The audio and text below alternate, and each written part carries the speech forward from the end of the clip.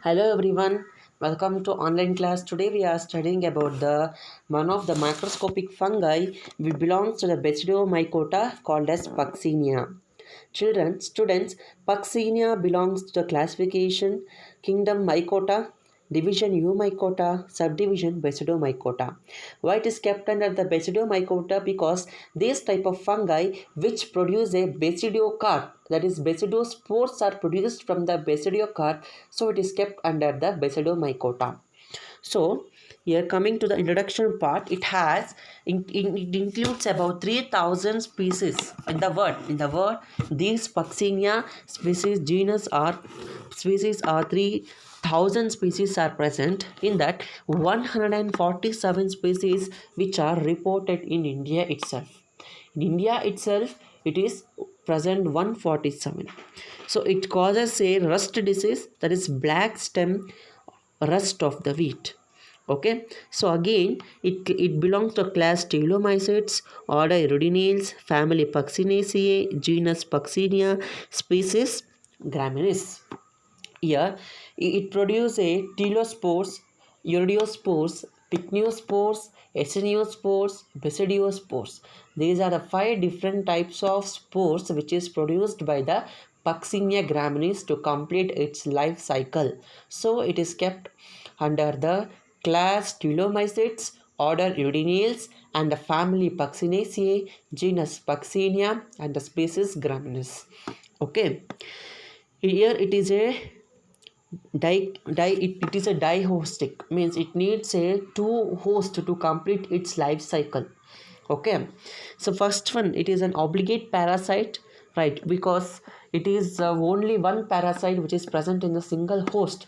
There is no any other parasite or some of the mechanisms like mutual benefit between each other with any other organism, no. And another one, there is no commensalism between any other organism with the Puccinia graminis. So it is an obligate parasitic in nature, and it is heteroecious in nature.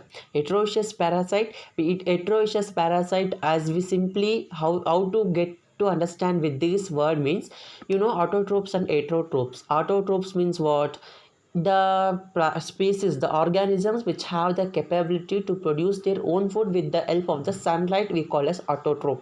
The similar way, heterotrophs are the organisms which depend on the autotrophs, no, which depend on other animals for their food. So in the same manner, this Puccinia graminis is a parasite. It does not have the capability to produce their own food with the help of their organism. So it is depend on the host plant, that is wheat plant and the barberry plant to for the growth and development and to the continue their progeny. So it is dependent on the other host to complete its total life. So it is called heteroecious in nature. And here wheat is the primary host. And barberry is the secondary host. Wheat is the primary host. So here you can see the Puccinia, how it is infected to the plant. See, ಇಲ್ಲೆಲ್ಲ ನೋಡ್ಬೋದು how it is actually infected to the plant part. Okay, coming to the reproduction, it is a dikaryotic reproduction. So the dikaryophase reproduction means dikaryophase means di means two, karyo means what? Nuclei or nucleus. Phase means stage. Here on the wheat itself, on the wheat plant itself, this fungi reproduce asexually. Firstly, it reproduce asexually by the sporulation. Sporulation means what? The process of formation of the spore from the sporangia is called as what? Sporulation. Here there are two kind of spores. Firstly, it produces a two kind of spores, that is iridospores, teletospores. These two and basidiospores. Mainly iridospores and the teletospores are the two spores which is produced on the Triticum vulgaris, that is on the wheat plant. These two spores are dikaryotic in stage. Dikaryotic in stage means a single cell, a single spore which contain two nuclei is called as ಏನಂತ ಹೇಳ್ತೀವಿ? Dikaryotic stage ಅಂತ ಹೇಳ್ತೀವಿ. ಅರ್ಥ ಆಗ್ತಾ ಇದೆಯಾ? ಒಂದು ಸೆಲ್ಲಲ್ಲಿ 2 nucleus ಇದ್ದರೆ ಅದನ್ನು ಡೈಕ್ಯಾರಿಯೋಟಿಕ್ ಸೆಲ್ ಅಂತ ಕರಿತೀವಿ. ಅದೇ ಥರ ಒಂದು ಸ್ಪೋರಲ್ಲಿ 2 ನ್ಯೂಕ್ಲೈ ಇದ್ದರೆ ಅದನ್ನು ಡೈಕ್ಯಾರಿಯೋಟಿಕ್ ಸ್ಪೋರ್ಸ್ ಅಂತ ಕರಿತೀವಿ. So this stage is called as a dikaryotic stage, dikaryophase. ಇವಾಗ ಇರಿಡಿಯೋಸ್ಪೋರ್ ಮತ್ತು teleutospore is arised from the urediosporangium and teleutosporangium. Iridosporangium and Tiltosporangium are the two types of the sporangia, okay, which produce the spores. ಸ್ಪೋರ್ಸ್ನ production ಮಾಡೋದಕ್ಕೆ ಈ 2 type of organs important. ಈ 2 type of organs important ಆಗಿದ್ದಾಗ ಏನು ಮಾಡುತ್ತೆ, ಈ ಒಂದು ಸ್ಪೋರಲ್ಲಿ 2 ನ್ಯೂಕ್ಲಿಯಸ್ಸು ಕಂಬೈನ್ ಆಗುತ್ತೆ. ಕಂಬೈನ್ ಆಗಿ it remains same for the some days. ಅದೇ ಥರ 2 ನ್ಯೂಕ್ಲಿಯೈ ಒಂದೇ ಸೆಲಲ್ಲಿ ಇರೋ ಹಾಗೆ ಏನಾಗುತ್ತೆ ಅದೇ ಥರ ಇರುತ್ತೆ. ಆಗ ನಾವು ಆ ಸ್ಟೇಜ್ನ ಏನಂತ ಕರಿತೀವಿ ಅಂದರೆ ಡೈಕ್ಯಾರಿಯೋಫೇಸ್ ಸ್ಟೇಜ್ ಅಂತ ಕರಿತೀವಿ, ಅಥವಾ ಡೈಕ್ಯಾರಿಯೋಟಿಕ್ ಸ್ಟೇಜ್ ಅಂತ ಕರಿತೀವಿ. So after the spores then it produces a basidiospore. This basidiospore is generally connected to the barberry plant, through which the spore which is liberated to the basidiospore and fall on the barberry plant, and again it forms pycnial spores and acineal spore. Okay, here the first stage called as uridinal stage. This uridinal stage which is appear on the wheat plant.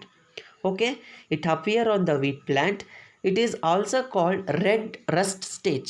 This stage is also called as red rust stage anta kariತೀವಿ. So next stage is teleal stage, which produces a tilitospores from the tilitosporangium. Even it is a dikaryotic. Okay, this stage is called as black rust stage. First, the main symptom to come to know that it is an attack of fungi by the Puccinia graminis ಅಂತ ಹೇಗೆ ಕಂಡುಹಿಡಿಯೋದು ಅಂದರೆ, first on the leaf, on the Rust, on the plant parts there is a red color rust formation of the red color rust is formed. So next ಅಥವಾ black colour rust ಇದೆ ಅಂದರೆ already it has completed the uredial stage, it is entered in the teleuto stage ಅಂತ ಅರ್ಥ ಮಾಡ್ಕೋಬೇಕು. ಅರ್ಥ ಆಗ್ತಾ ಇದೆಯಾ? So next ಬಂದು ಇಲ್ಲಿ ಎಕ್ಸ್ಪ್ಲನೇಷನ್ ಕೊಟ್ಟಿದ್ದಾರೆ ನೋಡಿ. Each cell contain a pair of nuclei constituting a dikaryon. To obtain the haplophase develop a Austria. You know very well what do you mean by Astoria.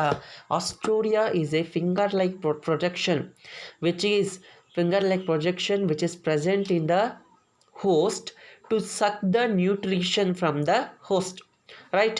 A finger-like projection which is help to what it is helping, it is help to suck the nutrition from the host. It is called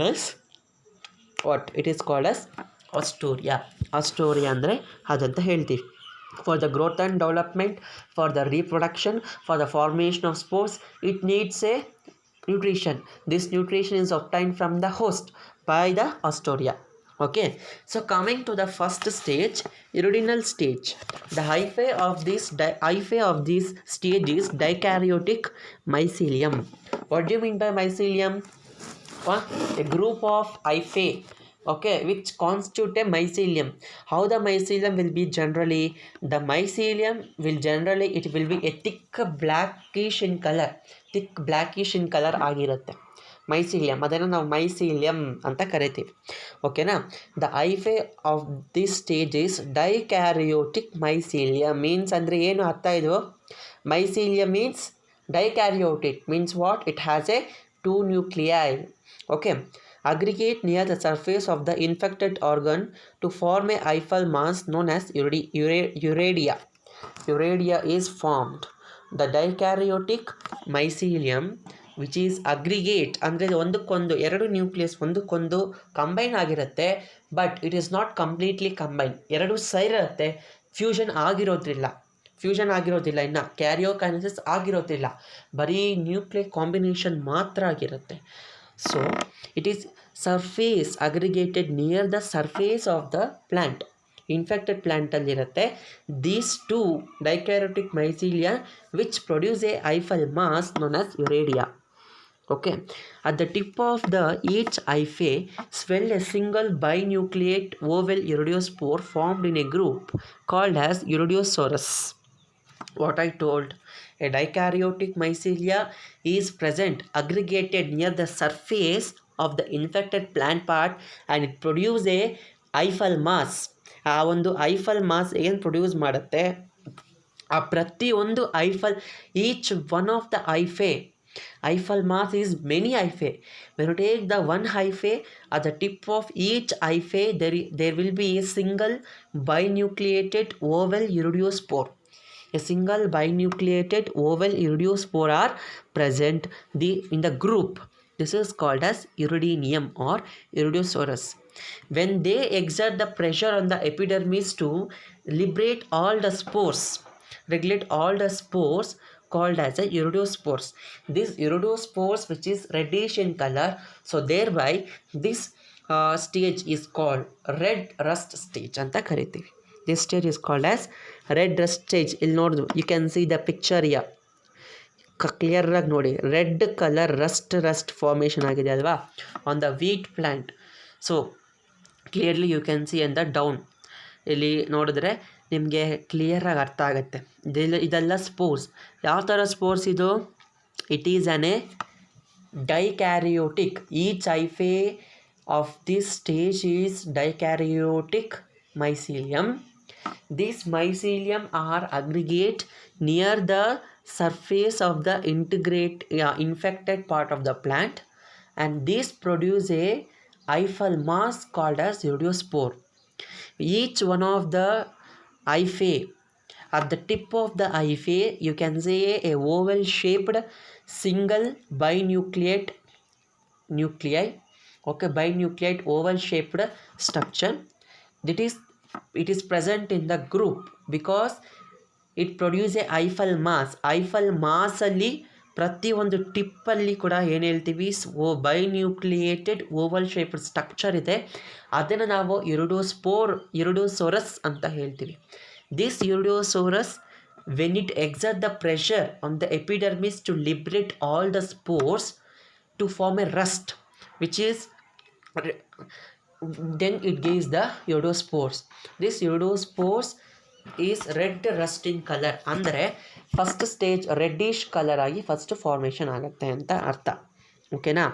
so this is called as Puccinia rust. This is uredosporangium. You can see clearly. ನೋಡಿ, ಇಲ್ಲಿ ನೋಡ್ಬೋದು ನೀವು. See very clearly you can see the structures of uredospore. See this is the mycelium. ಇವೆಲ್ಲ fungi ಐಫೆ ಆಗಿದೆ ಅಲ್ವಾ, fungi connection ಇದೆ. ಫಂಗೈಯಿಂದ ಏನಾಗಿದೆ, interaction ಆಗಿದೆ ಆ ಒಂದು ವೀಡ್ ಪ್ಲ್ಯಾಂಟಲ್ಲಿ. ಪಕ್ಸೀನಿಯಾ ಇರಿಡೋಸ್ಪೊರಾಂಜಿಯಮಲ್ಲಿ ನೋಡಿ, ಇಯರ್ ಮೈಸೀಲಿಯಮ್ ರೆಪ್ರೆಸೆಂಟ್ ಮಾಡಿದ್ದಾರೆ. This mycelium is dikaryotic in nature. This dikaryotic mycelium which is aggregate near the infected part. ಇಲ್ಲಿ ಇನ್ಫೆಕ್ಟೆಡ್ ಪಾರ್ಟ್ ಇಲ್ಲಿ ನೋಡ್ಬೋದು, ಗ್ರೀನಿಶ್ ಕಲರ್ ಇದೆಯಲ್ವಾ, ಆ ಒಂದು ಪಾರ್ಟ್ ಅಂತ ತೊಗೊಳೋಣ. It may be some cells ಅಂತ ಏನೋ ಟಿಶ್ಯೂ ಅಥವಾ ಒಂದು ಏನೋ ಒಂದು ಲೀಫ್ ಒಂದು ಸೆಕ್ಷನ್ ಅಂತ ತೊಗೊಂಡಿದ್ದಾರೆ, ಅಲ್ಲಿ ಪಾರ್ಟ್. ಅಲ್ಲಿ ನೀವು ನೋಡಿದಾಗ each one will produce at the tip of each ಐಫೆ. C, ಈ ಒಂದು ಟಿಪ್ ಆಫ್ ಈಚ್ ಐಫೆ ಎಲ್ಲಿ ನಿಮಗೆ ರೆಡ್ಡಿಶ್ ಕಲರ್ ಕಾಣಿಸ್ತಾ ಇದೆ ಅಲ್ವಾ, ಈ ರೆಡ್ಡಿಶ್ ಕಲರ್ ಏನು ಕಾಣಿಸ್ತಾ ಇದೆ ಅದು ಟಿಪ್. ಅದ್ರ ಕೆಳಗಡೆ ಇರೋದೆಲ್ಲ hyphal connection to the mycelium. Okay, at the tip of the each hyphae there is a oval shape. You can see ಎಲ್ಲ ಕಡೆ ಓವಲ್ ಶೇಪೇ ಇದೆ. ಕ್ಲಿಯರ್ಲಿ ಎಷ್ಟು ಕ್ಲಿಯರಾಗಿ ನೋಡ್ಬೋದು ಅಂದರೆ ಓವಲ್ ಶೇಪ್ ಇದೆ ಇಲ್ಲೆಲ್ಲನೂ. ನೋಡಿ ಟಿಪ್ಪಲ್ಲಿ ನೋಡಿ, upper side Oval shaped. Okay, Oval shape, binucleate nucleus is present. Okay, binucleus is present.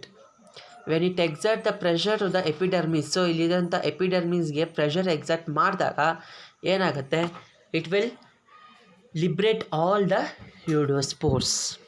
Okay, this is called as Puccinia uredosporangium on wheat. ನೋಡಿ ಇಲ್ಲಿದೆ, ಕ್ಲಿಯರಾಗಿ ನೋಡ್ಬೋದು ನೀವು. ಪಕ್ಸೀನಿಯಾ ಇರಿಡೋಸ್ಪೋರ್ ರಿಲೀಸ್ ಆಗ್ತಾ ಇದೆ.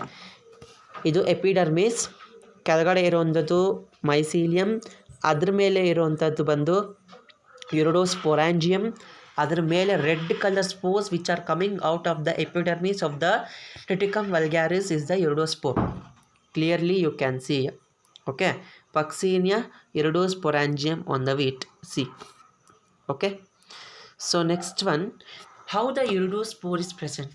ಹಾಗಾದರೆ iridospore ಯಾವ ಥರ ಇರುತ್ತೆ? So what I told, iridospore is binucleate oval shaped structure which is reddish in color ಅಂತ ಹೇಳಿದೆ, which are stalked. Stalked ಅಂದರೆ ಏನು? The oval shaped binucleus is connected to the hyphae of the mycelium ಅಲ್ವಾ, ಅದಕ್ಕೆ stalked ಅಂತ ಹೇಳ್ತೀವಿ. Uredospore are stalked unicellular oval binucleate structure which is rusty red in color. This is about the uridinal stage. So that is why I told this stage is called red rust stage. Okay, coming to the next stage, teleal stage. Here it is also dikaryotic only. Illi kuda nucleus 2Na, the same, what you know that the same thing, what the same nuclei, the same dikaryotic nuclei continues here also. Late in growing season, iridospores are metamorphosed into teletospores in the same iridosauri. This iridosauri is called as teletosauri. Teletospores are dark brown or blackish in color. ಏನು ಹೇಳಿದೆ? Some of the spores will liberate out of the plant by bursting the epidermis. Not all the spores. ಎಲ್ಲ ಸ್ಪೋರ್ಸು ಕೂಡ ಯುರೋಡೋಸ್ಪೊರಾಂಜಿಯಮಿಂದ ಆಚೆ liberate ಆಗಲ್ಲ. Some of them will get liberated and some of them will be present in the iridosporangium. This iridosporangium ಅಲ್ಲಿರುವಂಥ ಮತ್ತಷ್ಟು iridospores, it get metamorphosis. What do you mean by metamorphosis, students? Metamorphosis is the process of conversion from the what? Young into an adult. Okay, ಅದೇ ಥರನೇ metamorphosis ಇಲ್ಲಿ ಯಾವ ಥರ ಅಂದರೆ it get converted into teleutospores from the uredospore in the same uredosori or uredinium. ಅದೇ ಅಲ್ಲೇ ಇರೋಂಥ ಇಲ್ಲಿ ತೋರಿಸ್ತೀನಿ ನೋಡಿ ನಾನು ಯಾವ ಥರ ಅಂತ. ಇಲ್ಲಿ ನೋಡ್ತಾ ಇದ್ದೀರಾ ಅಲ್ವಾ ನೀವು? What you are seeing thus 1 2 3 upper side 4 uredospores are liberated outside. So ಅದನ್ನು ಬಿಟ್ಬಿಡಿ. ಇನ್ನು ರಿಮೈನಿಂಗ್ ರೆಡ್ಡಿಶ್ ಕಲರ್ ಯುರೋಡೋಸ್ಪೋರ್ಸ್ ಏನಿದೆ in the uredinium or uredosori, they spores which get metamorphosis and it get converted into teletospore. Okay, these teletospores are dark brown or blackish in color. ಇಲ್ಲಿ ನೋಡಿ, clear ಆಗಿ ಅರ್ಥ ಆಗತ್ತೆ ಈಗ. Stage 3ಯಲ್ಲಿ telia bearing teliospores n+n 2n. ಇಲ್ಲಿ ಕೂಡ 2n which is greater. See, which is blackish in color. ಕಾಣಿಸ್ತಾ ಇದೆಯಾ? Black colour at the tip of the hyphae you can see a blackish structures, black color structure, that is teletospore. Before it is iridospore and now it is metamorphosized and become teletospore. Here you can see the picture. ನೋಡಿ, black colour structure. These are all the infection of the fungi infection ಆಗಿದ್ರೆ ಈ ಥರ ಆಗುತ್ತೆ. Okay, see clearly you can see Puccinia teleutosporangium. Teleutosporangium ಅಂದರೆ ಏನು ಹೇಳಿದೆ? Teleutosporangium is nothing but the where the teletospores are produced. At that cavity we called as a teletosporangium. At that place we called as teletosporangium. Here you can see the teletospores. How it is? It is at the blackish or brownish in color. Okay, this is about the teletospore. And teletospores which are dark brown or black in color ಹೇಳಿದ್ದೀನಿ. And even it is ಸ್ಟಾಕ್ಡ್ ಅಂತ ಹೇಳಿದ್ದೀನಿ. 2 cell binucleate, same shaped cell. The wall is thick, black and smooth. ಅರ್ಥ ಆಯ್ತಾ? ಇಲ್ಲಿ ಯಾವ changes ಇಲ್ಲ. The firstly formed ಯುರಿಡೋಸ್ಪೋರ್ ಏನಿದೆ ಆ ಒಂದು ಯುರಿಡೋಸ್ಪೋರೇ ಈಗ ಟಿಲೆಟೋಸ್ಪೋರ್ ಆಗಿದೆ. ಯಾವ ಥರ ಆಗಿದೆ? By the process called as ಮೆಟಾಮಾರ್ಫೋಸಿಸಿಂದ ಚೇಂಜ್ ಆಗಿದೆ. ಟಿಲೆಟೋಸ್ಪೋರ್ ಆಗಿ ಚೇಂಜ್ ಆಗಿದೆ. ಚೇಂಜ್ ಆದಾಗ ಏನಾಗುತ್ತೆ? ಯುರಿಡೋಸ್ಪೋರಲ್ಲಿ ಬೈನ್ಯೂಕ್ಲಿಯೇಟಿಕ್ ಕಂಡೀಷನ್ ಟಿಲ್ಟೋಸ್ಪೋರಲ್ಲೂ ಸೇಮ್ ಬೈನ್ಯೂಕ್ಲಿಯೇಟ್ ಕಂಡೀಷನ್ನೇ, ಅರ್ಥ ಆಯ್ತಾ. But there is a change in the colour. ಎರಡೂ ಸ್ಪೋರಲ್ಲಿ ರೆಡ್ಡಿಶ್ ಇನ್ ಕಲರ್ ಇತ್ತು, ಕಿರಟೋಸ್ಪೋರಲ್ಲಿ dark brown or blackish in colour ಇದೆ. ಓಕೆನಾ, that's all the difference. So coming to the heat cell of the two nuclei, one is plus strain and another one is minus strain, final stage on the primary host.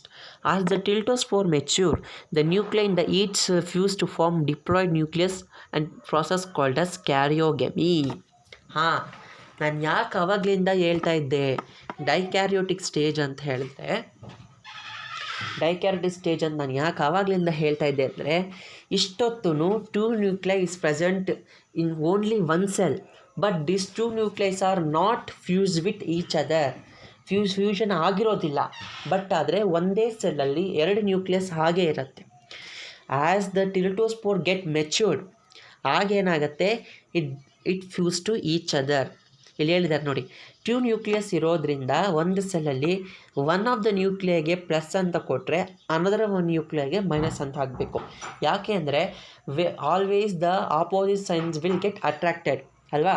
As you know in the chemistry, physics and always the opposite sign will get attracted. ಅದೇ ಥರ ನಾವು ಕೂಡ plus and minus ಅಂತ ಕೊಡೋಣ.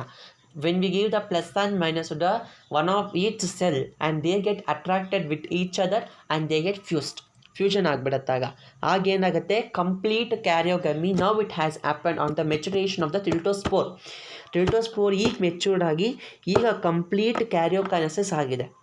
Now it is diploid in structure, it has 2n, not an haploid.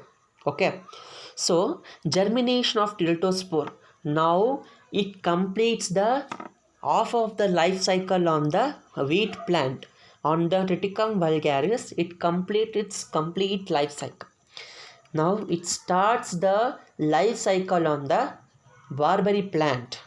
Barberries vulgaris plant ಅಲ್ಲಿ ಈಗ life ಸೈಕಲ್ನ start ಮಾಡುತ್ತೆ. ಫಸ್ಟು ಸ್ಟಾರ್ಟ್ ಮಾಡೋಕ್ಕಿಂತ ಮುಂಚೆ ಜರ್ಮಿನೇಷನ್ ಆಗಬೇಕು. ಯಾಕೆ ಜರ್ಮಿನೇಷನ್ ಆಗಬೇಕು? ಬಿಕಾಸ್ ಫ್ಯೂಷನ್ ಆಗಿದೆ, ಫ್ಯೂಷನ್ ಆಗಿ ಡಿಪ್ಲಾಯ್ಡ್ ಆಗಿರೋದ್ರಿಂದ ಈಗ ಮತ್ತೆ ಹ್ಯಾಪ್ಲಾಯ್ಡ್ ಆಗಬೇಕಾಗತ್ತೆ spores. Let us see here. On the soil, germination takes place on the soil. As the maturation takes place, the tiltospores, even the same manner, it exert the pressure on the epidermis, and the epidermis will rupture the tiltospores, and the tiltospores will get fall on the suitable substratum on the soil where there is a favorable condition of proper temperature and the moisture. Conditions are applied here for the germination ಆಗಬೇಕಂದ್ರೆ conditions apply ಆಗುತ್ತೆ. ಎಲ್ಲಿ? ಎಲ್ಲ ಕಡೆ ಆಗಿಬಿಡಲ್ಲ. Weather there is ಜಿರೋಫೈಟಿಕ್ condition ಇದ್ದಾಗ ಆಗೋದಿಲ್ಲ, ಮೆಸೋಫೈಟಿಕ್ condition ಇದ್ದಾಗ ಆಗೋದಿಲ್ಲ, aquatic condition ಇದ್ದಾಗ ಆಗೋದಿಲ್ಲ. Where the suitable condition for the germination, for the formation of the germination tube, ಅಲ್ಲಿ ಮಾತ್ರ ಸಾಧ್ಯ ಆಗುತ್ತೆ. ಪ್ರಾಪರ್ ಟೆಂಪರೇಚರ್ ಇರಬೇಕು, ಪ್ರಾಪರ್ ಮಾಯ್ಶ್ಚರ್ ಇರಬೇಕು, ಆವಾಗ ಮಾತ್ರ teleutospore will form the germination tube. ಆ ಒಂದು ಜರ್ಮಿನೇಷನ್ ಟ್ಯೂಬ್ನ ನಾವೇನಂತ ಹೇಳ್ತೀವಿ ಅಂದರೆ ಎಪಿಬೆಸಿಡಿಯಮ್ ಅಂತ ಕರಿತೀವಿ. So now we come to know why this Puxina is kept under the Basidiomycete division. Basidiomycete ಯಾಕೆ ನಾವು ಅದನ್ನು ಇಟ್ಟಿದ್ದೀವಿ ಅಂತ ಹೀಗೆ ಗೊತ್ತಾಯಿತು. ಯಾಕೆ? It produce a basidiospores and the basidiocarp from the epibasidium, from the germination tube. Okay, let us see here. ಇವಾಗ ನೋಡಿ ಕಾಣಿಸ್ತಾ ಇದೆಯಲ್ವಾ, ಜರ್ಮಿನೇಷನ್ ಆಫ್ ದ ಟಿಲ್ಟೋಸ್ಪೋರ್. ಈ ಕಡೆ ಲೆಫ್ಟಲ್ಲಿರುವಂಥದ್ದು ಬಂದು teleutospore. It is falled on the soil where there is a proper temperature and the moisture, all the conditions are very suitable for the growth. So it produces a germination tube, a white transparent like structure. It produces a germination tube. Okay, germination tube production ಆಗಿದೆ. ಈಗ ಇಲ್ಲಿ ಮುಂದೆ ಇರೋವಂಥದ್ದು ಏನು ಹೇಳ್ತೀವಿ, same germination ಟ್ಯೂಬೇ ಆಗಿದೆ. ಅಲ್ಲಿ ನೀವು ನೋಡ್ಬೋದು A stalk like structures which is arised from the germination tube. ಇವಾಗ ಇದನ್ನು ನಾವೇನಂತ ಹೇಳ್ತೀವಿ, ಎಪಿಬೆಸಿಡಿಯಮ್ ಅಂತ ಹೇಳ್ತೀವಿ. ಓಕೆನಾ, ನೋಡಿ ಎಪಿಬೆಸಿಡಿಯಮ್ ಹೆಂಗಾಗುತ್ತೆ ಅಂತ ಈಗ ನಾನು ಹೇಳ್ತೀನಿ. Germinated teleutospore and formation of basidium and basidiospore. Okay, basidiospore is either plus or minus. One nuclei we should give the plus strain, and another one nuclei we should give the minus strain. Already told. Here, what happened? The fusion of the plus and the minus will be taken place, and formation of the germination tube taken place, that we called as basidium. Epibasidium ಈಗ basidium ಆಗ್ತಾ ಇದೆ. ಇಲ್ಲಿ ನೋಡ್ಬೋದು epibasidium hypobasidium. First hypobasidium epibasidium and totally we called as a basidium. Basidium ಆಗೋದ್ರಿಂದ ಆ ಒಂದು structure ನಾವೇಂತೀವಿ ಸ್ಟಿಗ್ಮ್ಯಾಟಾ ಅಂತ ಕರಿತೀವಿ. ಸ್ಟಿಗ್ಮ್ಯಾಟಾ.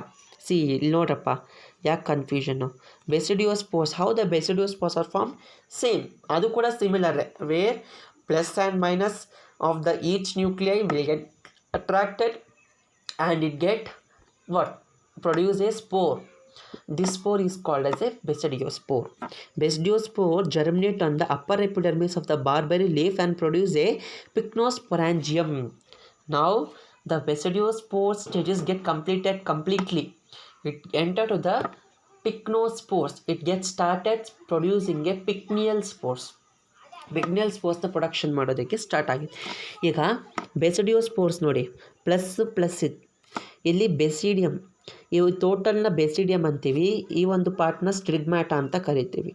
ಸೊ ಇಲ್ಲಿ ಈಗ ಏನಾಗ್ತಾ ಇದೆ, ಈ ಒಂದು ಬೆಸಿಡಿಯಂ ಏನು basidiospore, okay, basidiospore barberry leaf ಮೇಲೆ ಜರ್ಮಿನೇಟ್ ಆಗಿ ನೆಕ್ಸ್ಟ್ ಡೈರೆಕ್ಟಾಗಿ ಪಿಕ್ನೋಸ್ಪೊರಾಂಜಿಯಾ ಅಂದರೆ ಪಿಕ್ನಿಯಲ್ ಸ್ಪೋರ್ಸ್ನ ಫಾರ್ಮೇಷನ್ ಮಾಡ್ತಾ ಇದೆ. It get started producing pycnial spore. Okay, ನಾವು stages of Puccinia on the barberry leaf. ಈಗ ಬಾರ್ಬೆರಿ ಲೀಫಲ್ಲಿ ನೋಡೋಣ ಯಾವ ಥರ ಅಂತ. ಫಸ್ಟ್ ಏನು ಹೇಳಿದೆ, ಪಿಕ್ನಿಯೋಸ್ಪೋರ್ ಸ್ಟೇಜ್, ಪಿಕ್ನಿಯಲ್ ಸ್ಟೇಜ್ ಅಂತ ಹೇಳ್ತೀವಿ. This pycnial stage is the first stage of the secondary host or alternative host to complete the life cycle of the Puccinia graminis. On the upper epidermis itself, the basidiospores get germinated and give rise to pycnial stage. ಅಲ್ವಾ? On the upper epidermis it have positive and negative basidiospores ಇರುತ್ತೆ. Plus ಮತ್ತು minus same.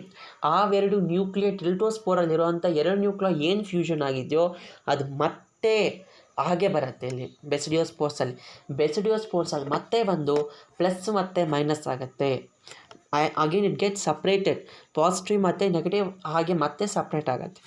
ಆ ಒಂದು ಏನಂತ ಹೇಳ್ತೀವಿ, sexual reproduction of plasmogamy. Plasmogamy refers to the process of fusion of the plasma, cytoplasma. And the next acidiospore stage, on lower epidermis binucleate acidiospores are present. ನೋಡಿ, infection of Puccinia on barberry leaf lower and upper side. You can see the infection, how it is happen. ಇಲ್ಲಿರೋವಂಥ ಎಲ್ಲ ಸ್ಪೋರ್ಸು ಕೂಡ ಬೆಸಿಡಿಯೋಸ್ಪೋರ್ಸ್.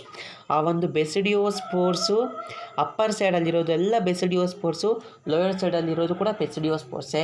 This basidiospore will give rise to pycniospore. Next pycniospore ಆಗುತ್ತೆ ನೋಡಿ. Puccinia pycnium on upper epidermis, ಈ ಥರ. ಇದು ಒಂದು leaf. ಈ ಒಂದು ಲೀಫ್ನ ಇನ್ಫೆಕ್ಟೆಡ್ ಆಗಿರೋದನ್ನ ಮೈಕ್ರೋಸ್ಕೋಪಲ್ಲಿ ಮ್ಯಾಗ್ನಿಫಿಕೇಷನ್ ಮಾಡಿ ನೋಡಿದಾಗ ಈ ಥರ ಕಾಣಿಸಿಲ್ಲ, ಇನ್ಫೆಕ್ಷನ್ ಆಗಿ ಇವೆಲ್ಲ ಫಂಗಲ್ ಐಫೇಸ್. ಓಕೆನಾ? ರೆಸೆಪ್ಟಿವ್ ಐಕೆ and ಸ್ಪರ್ಮೇಷಿಯಾ. Spermatia is one of the process of sexual reproduction. Sexual reproduction is spermatia is one of the process. Here again this fungi it undergo spermatia. Reproduction ಆಗೋದಕ್ಕೆ spermatia ಪ್ರಾಸೆಸ್ನ introduce ಮಾಡ್ಕೊಳ್ಳುತ್ತೆ. Here you can see the plasmogamy ನೋಡ್ಬೋದು ನೀವು. Spermatia and receptive hyphae. Spermatia ಅಂದರೆ ಏನು? Spermatia it produces the male cell. Receptive hyphae as we study in ಆಲ್ಗೆನಲ್ಲಿ study ಮಾಡಿದ್ದೀವಲ್ಲ ನಾವು. ಎಲ್ಲಿ ಸ್ಟಡಿ ಮಾಡಿದ್ದೀವಿ? ಸರ್ಗ್ಯಾಸಮಲ್ಲಿ ಏನು ಹೇಳ್ತೀವಿ? ಎ ಕೋನ್ ಶೇಪ್ಡ್ ಸ್ಟ್ರಕ್ಚರಲ್ಲಿ ರೆಸೆಪ್ಟಿವ್ ಐಫೇಸ್ ಎಲ್ಲ ಇರುತ್ತೆ ಅಂತ ಹೇಳ್ತೀವಿ.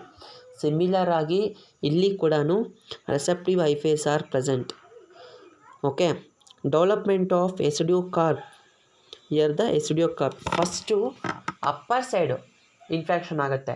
ಬರ್ತಾ ಬರ್ತಾ ಲೋಯರ್ ಸೈಡಿಗೆ ಬರುತ್ತೆ, ಕೆಳಗಡೆಗೆ ಇನ್ಫೆಕ್ಷನ್ ಆಗೋಕ್ಕೆ ಶುರು ಆಗುತ್ತೆ. ಓಕೆನಾ?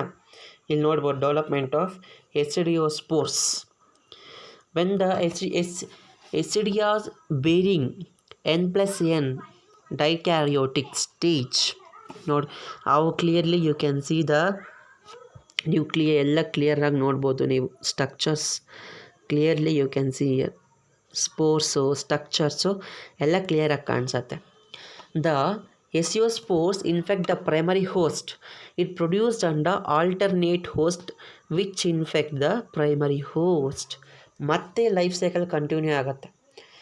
Lower side first upper side infection, next ಬರ್ತಾ ಬರ್ತಾ lower side infection. The last when it complete it's life cycle at the time infection seen and occur the lower side of plant, and again the spores which is released to the same plant release ಆಗುತ್ತೆ ಮತ್ತೆ ಸಾಯಿಲಿಂದ ಮತ್ತೆ wheat ಪ್ಲ್ಯಾಂಟ್ಗೆ. So ಈ ಥರ formation ಆಗೋದು.